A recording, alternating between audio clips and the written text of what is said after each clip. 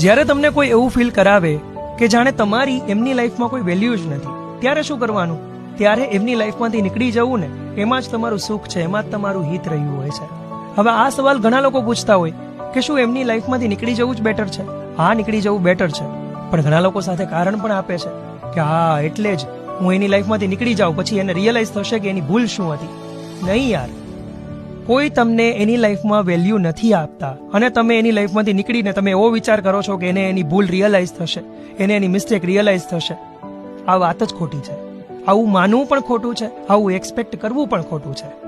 દોસ્ત, એક વાત યાદ રાખો, જ્યારે તમે કોઈની લાઈફમાંથી નીકળવાનું નક્કી કરો છો, પછી એવી રીતે નીકળો કે તમને એવું લાગવું જોઈએ કે યાર એ વ્યક્તિ તમારા માટે કાંઈ નથી, અને એ વ્યક્તિની લાઈફમાં તમારો જે રોલ હતો, તમારે જે પણ કરવાનું હતું એનું હવે કામ પૂરું થઈ ગયું છે. હવે એ વ્યક્તિની લાઈફમાં રહેવાનું તમારી પાસે કોઈ કારણ બચ્યું નથી, ત્યારે કોઈ વ્યક્તિની લાઈફમાંથી નીકળવાનું હોય.